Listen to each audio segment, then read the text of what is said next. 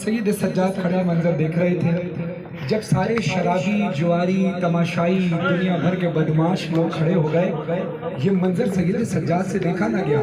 इतनी देर में यजीद मलऊन का एक सिपाही आया, कहता है हाकिम वक्त का हुक्म है।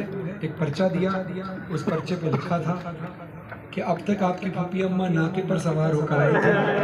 हाकिम का हुक्म है कि अब इनको नाके से उतरकर इन शामियों बदमाशों के दरमियान से पैदल जाना पड़ेगा। ये सुनना था। सैयद सज्जाद का जिगर फट गया, आंखों से आंसू बहना शुरू हुए और उसके बाद फिर आंसू रुके नहीं। फिर जब जब मौला जिंदा रहा, ज़ाहिरी तौर पर दुनिया में जिंदा रहा, खून के आंसू रोता रहा, कफन में भी खून के आंसू रोता रहा। अज़ादारा ने मज़लूम करबला बीबी ज़ैनब आलिया के हाथ गर्दन में बंधे थे। मजमा इतना था कि आगे वाले धक्का दी, आगे वाले रास्ता नहीं देते थे, पीछे वाले धक्का देते थे। अली की बेटी जब जमीन पर गिरती थी तो उठ नहीं पाती थी। गिरने वाला तो हाथों के सहारे से उठता है। हाथ जिसके गर्दन में बंधे हो और जानना चाहते हो कि जब पत्थरों का क्या काम है छतों के ऊपर। औरतों को हुक्म दिया गया तो जाओ छतों पर खड़ी हो। नोकीले पत्थर, जलते हुए अंगारे, खौलता हुआ पानी। जब ये कैदी गुजरे तो उनके ऊपर अज़ादारा ने मज़लूम करबला आप सरों पे मातम करना जानते हो। अली की बेटी का इस्तकबाल कैसे हुआ? जब कोई पत्थर फेंकता है, अभी मैं आपकी तरफ कोई चीज ऐसे फेंकूं तो आप अपने हाथों से रोकेंगे? आपने अपने हाथ आगे किए? दीजिए मुझे, माजरत चाहता हूं वैसे अज़ादारों को समझाने के लिए। मैंने आपकी तरफ ये कपड़ा फेंका, आपने फौरन हाथ आगे कर दिया। ये तो सिर्फ कपड़ा था। अज़ादारों, जैसे ही पत्थर बरसाए हैं, अली की बेटी अपने हाथ आगे ना कर पाई, गर्दन में ऐसे जकड़े हुए थे। सरों पे मातम करना। फिर शाम के लोगों ने बदला अजदाद ज़ैनब से लिया, चादर छीनी, पत्थर मारे और गर्म कभी पानी फेंका, दुर्रा जो सकीन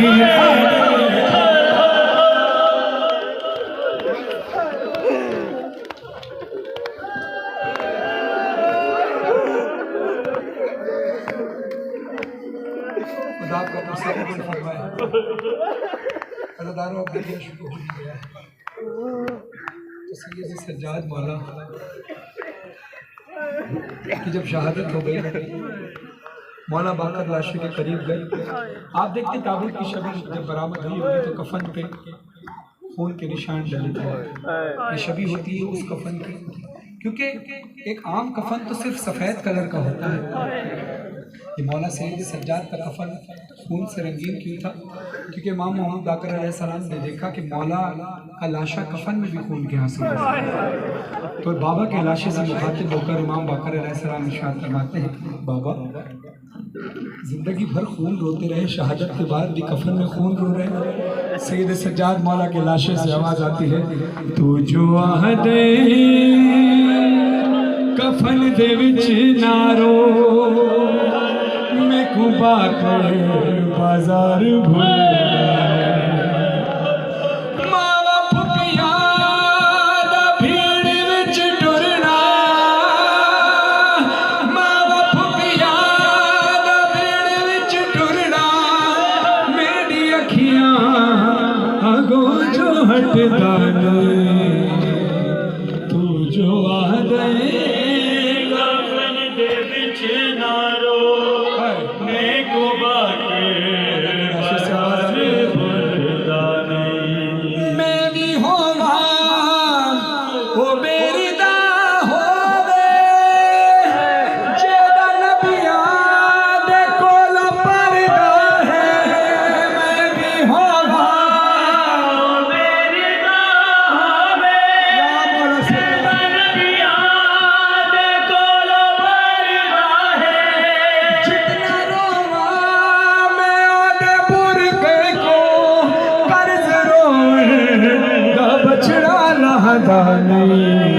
मौला कहते हैं बाकर मैं तुझे बताता हूँ मेरी आंखों से खून क्यों नहीं बहता, खून क्यों नहीं रुकता, खून क्यों नहीं रुकता। मौला सज्जाद कहते हैं जीवे मुर्के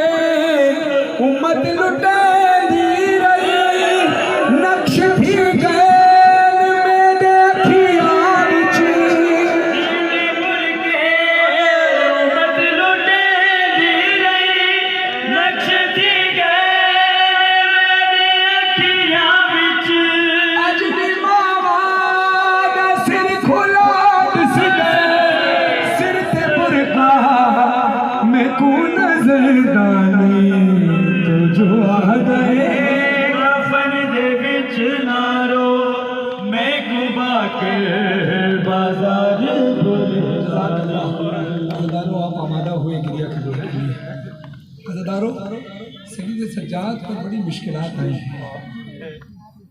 बनी असद के लोगों का वसीयत मौला हुसैन साहब को याद होगी। पढ़ा लिखा मजमा मौजूद है, जो मजलिस हुसैन में आता है वो कभी जाहिल नहीं होता, वो इल्म होता है। वक्त कम है, वाकया सब आपको पता है कि मौला ने बनी असद वालों को जो वसीयत की कि हमारे लाशों को दफना देना। इतना गरीब हो गया मेरा मौला हुसैन कि बनी असद वालों को बुला कर कहता है कि बनी असद वालों, ये ज़मीन हमने करबला की खरीद ली है, ये हम तुम्हें हदिया कर देंगे, तोहफे में दे देंगे, लेकिन बस हमारी 3 शराइत हैं।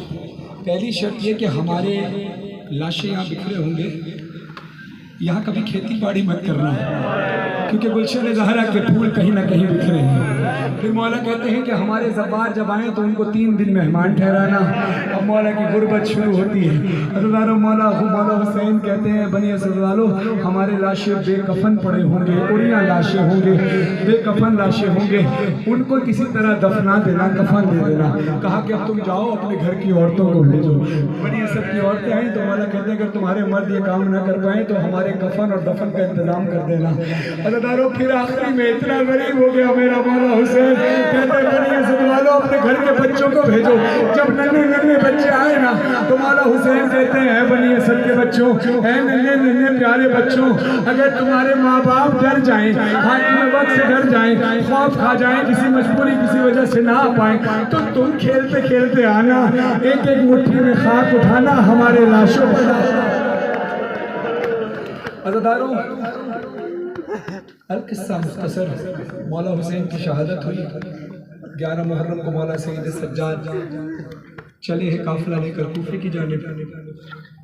इधर हमारे यहाँ रिवायत 13 मुहर्रम ज़्यादा मुस्तनद मानी जाती है तदफीन इमाम सल्लल्लाहु अलैहि वसल्लम के वजह से, वरना तारीख में और भी रिवायत हैं अलग अलग रावियों ने लिखी, लेकिन हमारे यहाँ पाक हिंद में ज़्यादा 13 मुहर्रम ही मुस्तनद मानी जाती है। और 13 मुहर्रम को इमाम हुसैन अलैहिस्सलाम की तदफीन हुई और तमाम शहदा की तदफीन हुई।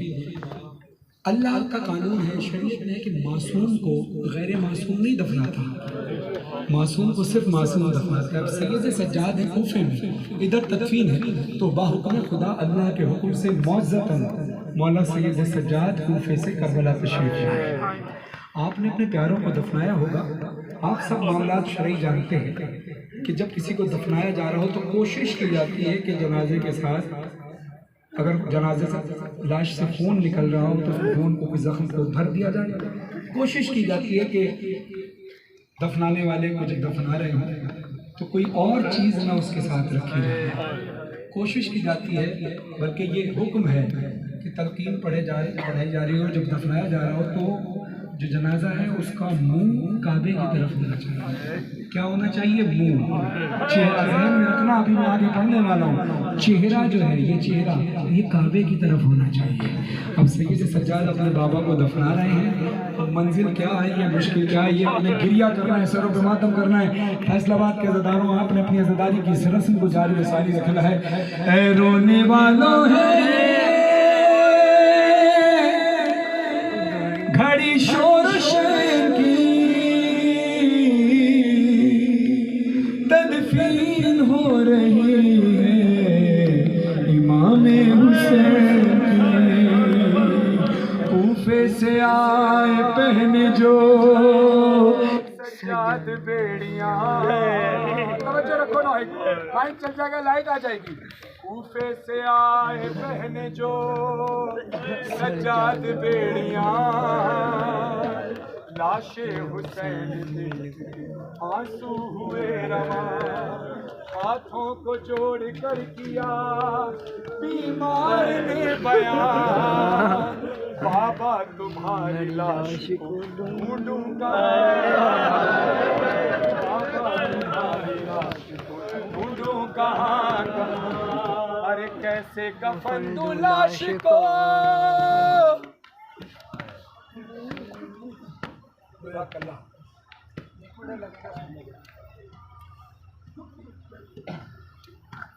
अब इसको जनरेटर पे रहने देना, लाइट आए ना आए जनरेटर चल दे देना बस।